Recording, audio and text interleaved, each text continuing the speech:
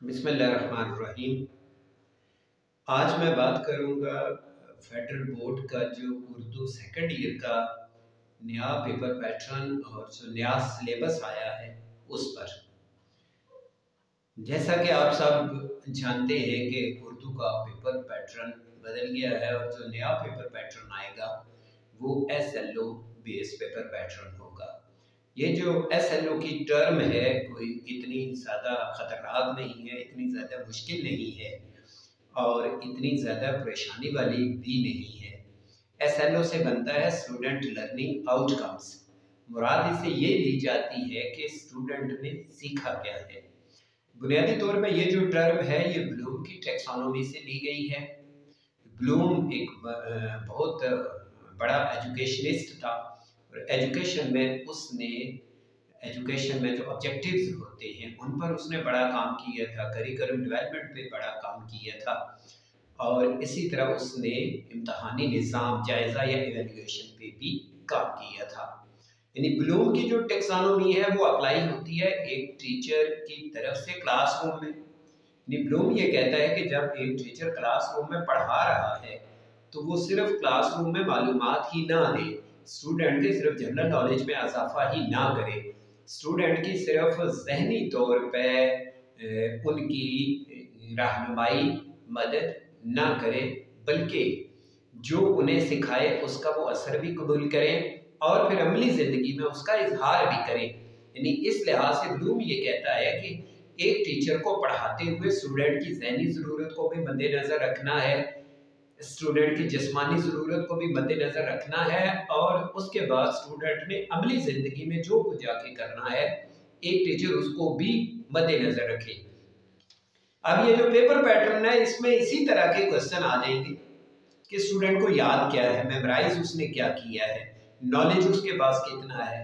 इसी तरह paper pattern में कुछ इस तरह के सवाल भी आ जाएंगे कि आया स्टूडेंट अपने मजमून को समझता भी है या नहीं, या उसने सिर्फ रट्टा लगाया हुआ है। यानी ये जो निज़ाम है ये रट्टे के एंटी के तौर पे आएगा, रट्टे की मुखालफत के तौर पे आएगा या रट्टे की तोड़ के तौर पे ये नया निज़ाम आएगा जिसे SLO बेस एग्जामिनेशन या SLO बेस लर्निंग का नाम दिया जाएगा और इसको क्लासेस में भी इसी तरह अप्लाई किया जाएगा और उसके बाद फिर इम्तहानात में भी इसको इसी तरह अप्लाई किया जाएगा।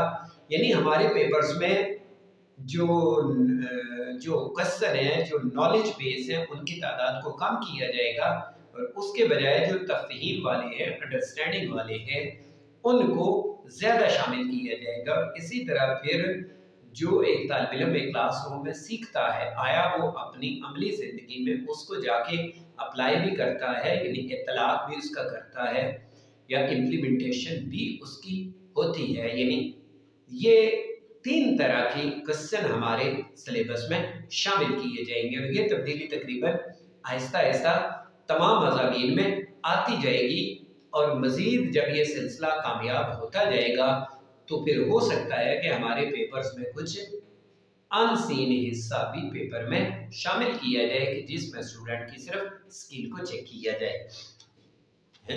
अब जो हमारा उर्दू का सेकंड ईयर का जो पेपर है इसमें 3 तरह की तब्दीलियां हुई हैं। ये 9th में भी यही है, 10th में भी यही है, फर्स्ट ईयर में भी यही है और सेकंड ईयर में भी यही 3 तब्दीलियां की गई हैं। अब ये जो 3 तब्दीलियां हैं, सबसे पहले हमारे ऑब्जेक्टिव पेपर में तब्दीली आई है, तब्दील हुआ है पेपर पैटर्न। जो पहले हमारा पेपर पैटर्न था, पहले हमारा जो उर्दू का 20 नंबर का ऑब्जेक्टिव होता था उसके जितने क्वेश्चन होते थे वो असबाब में से या नज़्मों में से या गज़लों में से आते थे। जनरल नॉलेज के क्वेश्चन होते थे, शायर के बारे में पूछ लिया जाता था, कहानी के बारे में पूछ लिया जाता था या उसमें कोई सन है, महीना है, कोई डिजिट है, कोई मालूमात है वो पूछ ली जाती थी। ये 20 नंबर का हमारा पहले वाला पेपर पैटर्न था। अब इसमें तब्दीली ये हुई है कि हमारा ये जो 20 नंबर का MCQs वाला ऑब्जेक्टिव वाला सारा जो पोर्शन है ये सारे का सारा ग्रामर से आएगा। यानी इसमें स्टूडेंट की एक सब्जेक्ट के मुतालिका उसकी अंडरस्टैंडिंग को चेक किया जाएगा कि वो हमद की तशरीह तो कर सकता है, आया उसको ये पता है कि हमद होती क्या है, वो नात की तशरीह तो उसने याद की है, आया वो नात, लफ्ज़ नात के मानी मफ़हूम को समझता है, आया वो लफ्ज़ मरसिए को समझता है। इस पर 20 के 20 नंबर जो होंगे वो 20 के 20 ग्रामर से आ जाएंगे। अब यहाँ पे ग्रामर में जो चीज़ें शामिल हैं मैं उनका जिक्र कर देता हूँ, और ये नई नहीं है। हमारा जो 2006 का उर्दू का करिकुलम है उसमें ग्रामर पे जो ग्रामर का हिस्सा है ये वहाँ से ली गई है। हमारे यहाँ फेडरल बोर्ड ने जो उर्दू का ग्रामर का हिस्सा अपनी वेबसाइट पे दिया है, ये ग्रामर वहाँ भी मौजूद है।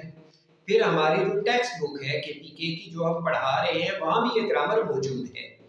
यानी हम इसमें ग्रामर में कोई ऐसी चीज़ नहीं आएगी जो हमारे सिलेबस में शामिल नहीं, यानी वो पहले से सिलेबस में मौजूद है। लेकिन पहले ये था कि ग्रामर के नंबर थोड़े थे, इसलिए हम उस पर इतना ज़्यादा फोकस नहीं करते थे। अब ग्रामर के नंबर बढ़ गए हैं, 20 नंबर के MCQs होंगे और 6 नंबर के शॉर्ट क्वेश्चन इस पे आएंगे। यानी इस तरह गोया कुल मिला के हमारे ग्रामर का हिस्सा कम से कम 26 नंबर पर मबनी होगा। उसके अलावा आबिदी भी है, उसके अलावा मजमून भी है। तो ये कुल मिला के हमारा 50% जो पेपर है वो ग्रामर या क़वाइद व इंशा का बन जाता है।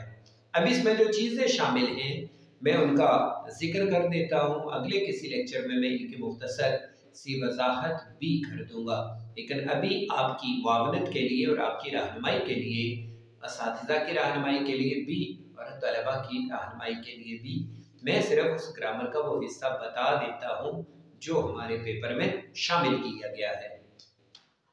इसमें क़वाइद व इंशा में अमदादी अफ़आल शामिल है जिनको मावन फ़ेल भी कहा जाता है। उसके अलावा मुतल्लिक फ़ेल हमारे सिलेबस में शामिल है। फिर मुतल्लिक फ़ेल को तमीज़ भी कहा जाता है, तमीज़ या मुतालिक फ़ेल। फिर रोज़मर्रा और मुहावरा हमारे सिलेबस के अंदर शामिल है। उसके बाद जो अदबी इस्तिलाहात है जिस तरह शेर है, फ़र्द है, मिसरा है, उसके बाद काफ़िया है, रदीफ़ है, मतला है, मक्ता है, फिर हुस्न मतला है, फिर मतले सानी है। तो ये जो अदबी इस्तिलाहात हैं जो 9th क्लास में भी थी, 10th में भी, फर्स्ट ईयर में भी और सेकंड ईयर में भी शामिल है, इनमें से भी हमारे यहाँ ऑब्जेक्टिव में सवाल पूछा जा सकता है। फिर आगे बढ़े तो इल्म बयान का यहाँ भी जिक्र मौजूद है और इल्म बयान से यहाँ भी क्वेश्चन आ सकता है, यानी तशबीह, इस्तारा, कनाया और मजाजी मुरसल पर यहाँ पर MCQs में सवाल पूछा जा सकता है। आगे बढ़े तो जो इल्म बदी है जिन्हें सनाए बदाए का नाम दिया जाता है या सनाए लफ्ज़ी और सनाए मानवी कहा जाता है, वो भी हमारे सिलेबस के अंदर शामिल हैं। सनाए लफ्ज़ी में हमारे यहाँ आ जाता है लफ़्ज़ व नशर शामिल है, उसमें तज़ाद है, उसमें तलमी है, उसमें मरात नज़ीर है, उसमें एहाम है। इन पे भी सवाल पूछा जा सकता है और ये भी हिस्सा हमारे सिलेबस के अंदर शामिल है। फिर आगे बढ़ते हैं तो मुरक्कबात का सवाल भी, क्योंकि कुछ मुरक्कबात भी और जुमलों की बनावट भी हमारे सिलेबस के अंदर कहीं कहीं शामिल है। हमारी जो टेक्स्ट बुक है KPK की उसकी मशकों में इस तरह के ग्रामर के सवाल पूछे गए हैं, और वो जो ग्रामर के सवाल हैं जो उन मशकों में मौजूद हैं, चाहे वो असबाब की मशकें हों, नस्मों की हों, गज़लों की हों, वहाँ से भी हमारे यहाँ MCQs में सवाल इस पेपर में पूछा जा सकता है। जिस तरह मुरक्कब जुमले क्या होते हैं, मुरक्कबात पे सवाल आ सकता है, फिर इस्तदराकी जुमलों पे सवाल आ सकता है, ताबे जुमले पे आ सकता है, सबबी जुमलों पे सवाल आ सकता है, और इसी तरह रमूज़ औकाफ पे सवाल आ सकता है। हमारे यहाँ टेक्स्ट बुक की जो हमारी KPK की बुक है उसके मश्क में रमूज़ औकाफ भी शामिल है, और मुताबिकत के असूलों के मुताबिक जुमले की बनावट पे भी सवाल पूछा जा सकता है। मज़ीद जो हमारे यहाँ ग्रामर का हिस्सा शामिल है उसमें अदबी या शेरी असनाफ और नसरी असनाफ शामिल है।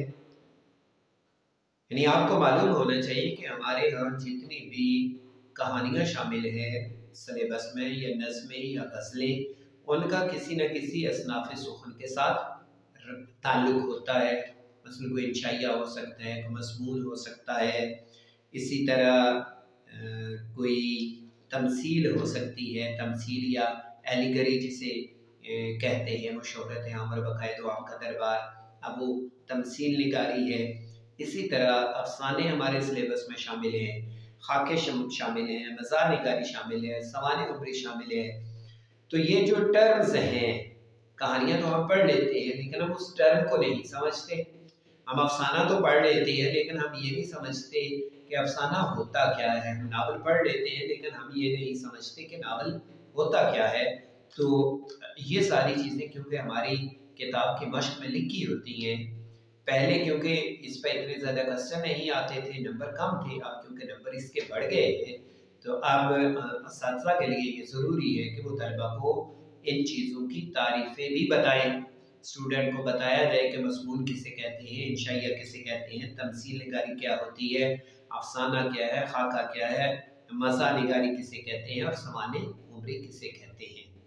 फिर आगे बढ़े तो जो हमारा नज़्मों वाला हिस्सा है, जितनी भी हमारी नज़्में हैं उनका किसी न किसी सिन्फ़ शायरी से ताल्लुक़ होता है। मसलन पहली नज़्म है तो वो हमद है, दूसरी नज़्म जो हमारी फर्स्ट ईयर में शामिल है, हमारे सेकंड ईयर में तो नहीं है, लेकिन अल्लाह ताला की तारीफ़ में जो नज़्म लिखी होगी उसको हमद कहते हैं।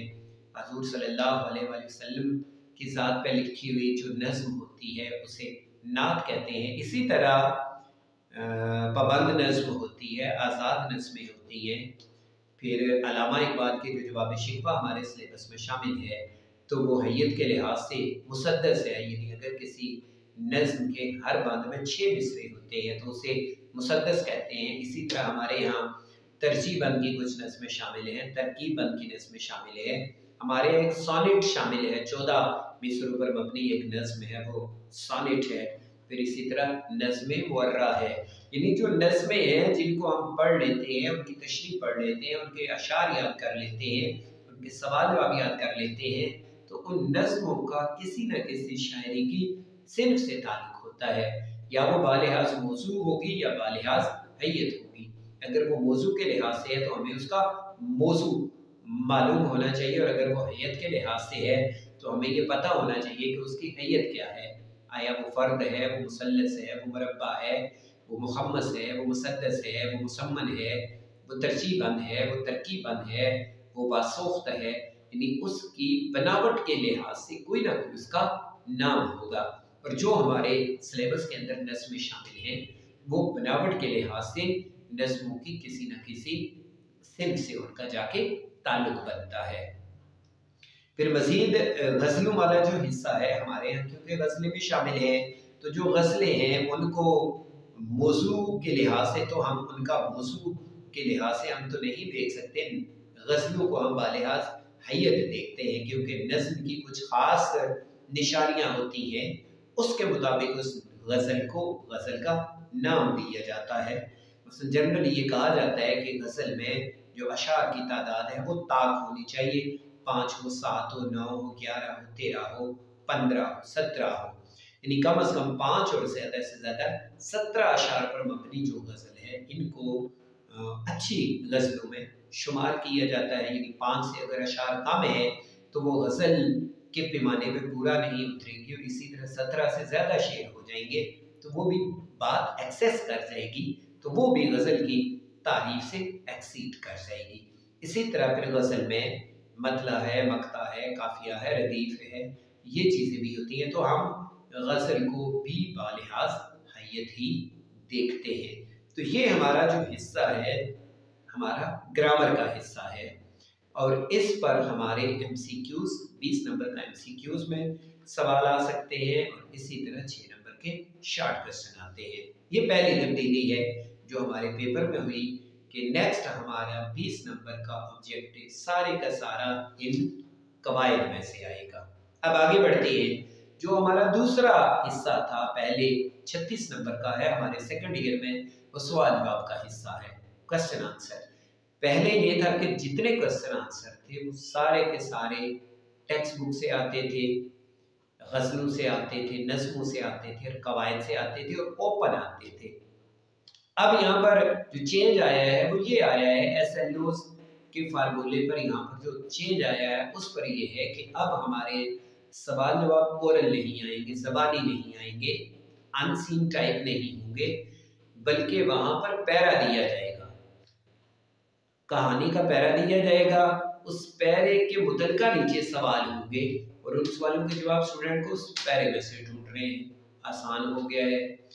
फिर जो नज़्मों से सवाल जवाब आते हैं तो नज़्म के अशार वहां पर दिए जाएंगे, स्टूडेंट को वो अशार समझने हैं और उन अशार में से ही सवाल पूछे जाएंगे। फिर जो गज़लों वाला हिस्सा है वहां भी अशार दिए जाएंगे और उन दिए हुए अशार में से ही नीचे सवालात पूछे जाएंगे। यानी हमारा जो दूसरा हिस्सा है उसमें भी ये चेंज आ गई है कि पहले सवाल ज़बानी होते थे, कहीं से भी सवाल पूछा जा सकता था। अब जहां से सवाल पूछे जाएंगे वो टेक्स्ट वहां पर दिया होगा, पैराग्राफ भी वहां पर होगा, अशार भी होंगे, नज़्मों के भी और गज़लों के भी। तो ये हमारा 36 नंबर का हिस्सा इस तरह का होगा। अब जो इसमें तीसरा जो हमारा हिस्सा शुरू हो जाता है लॉन्ग क्वेश्चन वाला, उसमें भी थोड़ी सी तब्दीली आई, वो है तशरीह वाला हिस्सा। अब पहले ये था कि हमारे पेपर में जो तशरीह आती थी, तशरीह के साथ मुसन्निफ का और कहानी का नाम लिखना होता था। अब ये शर्त भी ख़त्म हो गई है। अब तशरीह का सवाल आएगा लेकिन उस पे मुसन्निफ का नाम और कहानी का नाम लिखना ज़रूरी नहीं होगा, बल्कि उसकी जगह आप उस पैराग्राफ पे का तनकीदी जायज़ा ले लेंगे। यानी नंबरों की तकसीम होगी 4+2, 4 नंबर तशरीह के होंगे और 2 नंबर उस पैराग्राफ पे कोई कमेंट करने के होंगे, उस पैराग्राफ से कोई मुश्किल अल्फाज के मानी 2 लिख दें, उस पैराग्राफ में से आप कोई ख़ास बात उस पैराग्राफ में होती है वो आप लिख दें, या उस राइटर का जो लिखने का अंदाज है 2 नंबर की आप उस पर क्रिटिसाइज कर सकते हैं। यानी 2 नंबरों को अलग से लेने के लिए नंबरों की तकसीम में 4 नंबर तशरीह के होंगे और 2 नंबर अलग से उस पैरा पे जो उस पेपर में पूछा जाएगा वो बात आपको अलग से लिखना होगी। यही सलूक नज़्मों की तशरीह से होगा, यही सलूक गज़लों की तशरीह से होगा। नज़्मों की तशरीह में भी अब शायर का नाम और नज़्म निगार का नाम लिखना ज़रूरी नहीं है, बल्कि उसकी जगह उस शेर की तशरीह के साथ कोई फ़नी खूबी लिख दें, कोई फ़िक्री खूबी लिख दें, कोई हवाले का शेर दे दें। और यही काम आपको गज़लों में करना पड़ेगा कि पहले गज़ल के जो अशार दिए जाते थे तो साथ शायर का नाम लिखना होता था। 2 नंबर की गज़ल के शेर की तशरीह होती थी और 1 नंबर शायर के नाम का होता था। अभी भी तशरीह 2 नंबर की है लेकिन 1 नंबर का शायर का नाम लिखने के बजाय उस शेर की कोई खूबी अलग से स्टूडेंट को लिखना होगी। तो ये तीसरी तब्दीली हमारे पेपर में ये आ गई है। मैं एक दफ़ा दोहरा देता हूँ। पहली तब्दीली ये आई है कि अब आपका MCQs या ऑब्जेक्टिव सारे का सारा ग्रामर बेस होगा। फिर दूसरी तब्दीली ये है कि जो आपके शॉर्ट क्वेश्चन हैं उसमें पैराग्राफ नज़्मों का के अशार और गज़लों के अशार दिए गए होंगे, उनको पढ़ के उनके नीचे लिखे हुए सवालात के जवाबात उन पैराग्राफ में से ढूंढने हैं। और जो तीसरी तब्दीली इस पर पेपर में आई है वो ये है कि आपको जो तशरीह के लिए ये अगला हिस्सा है, जो पैराग्राफ की तशरीह वाला सवाल है, नज़्मों की तशरीह, गज़लों की तशरीह, पैराग्राफ की तशरीह, उसके लिए आपको शायर का या मुसन्निफ का नाम नहीं लिखना पड़ेगा, बल्कि उसके बजाय उस तहरीर की कुछ खूबियाँ आपको लिखना होगी जो वहाँ पर सवाल में जो एग्जामिनर है वो आपसे पूछेगा। उसके बाद जो आपका बाकी हिस्सा बचता है उस पर आप बीती का सवाल आएगा, 8 नंबर का पहले भी आता था अभी भी आएगा। और आप बीती गैर शख्सी होगी, यानी इंसानों के अलावा किसी भी लिविंग या नॉन लिविंग थिंग पे आप बीती पूछी जा सकती है। लाइक दरख्त की हो सकती है, किसी जानवर की हो सकती है, किसी पत्थर की हो सकती है। और जो आप बीती होती है वो वाहिद मुतकल्लम में लिखना होती है, फर्स्ट पर्सन में। यानी अगर पत्थर की आप बीती आ जाती है तो अपने आप को पत्थर बनाना पड़ेगा, फूल की आप बीती आती है तो अपने आप को फूल बनाना पड़ेगा, दरख्त की आप बीती है तो अपने आप को दरख्त बना के उस दरख्त की सारी महसूसात आपको लिखना होगी। और आपका आखिरी जो सवाल होगा आपके सेकंड ईयर के पेपर का, वो मज़मून होगा, 15 नंबर का मज़मून होगा। 4 मज़ामीन पेपर में आएंगे, तो इस पर भी जो नंबरों की तकसीम है वो 3 हिस्सों में होगी। मज़मून का इब्तदाइया है, यानी शुरू में मज़मून का तारुफ करवाना है, फिर उस मज़मून के मुतल्लिक़ा मालूमात देनी है, और आखिर पे उसका कोई ना कोई कंक्लूजन भी दे देना है, उसका हासिलात भी देना है, यानी उस मज़मून का इख्तिताम भी करना है।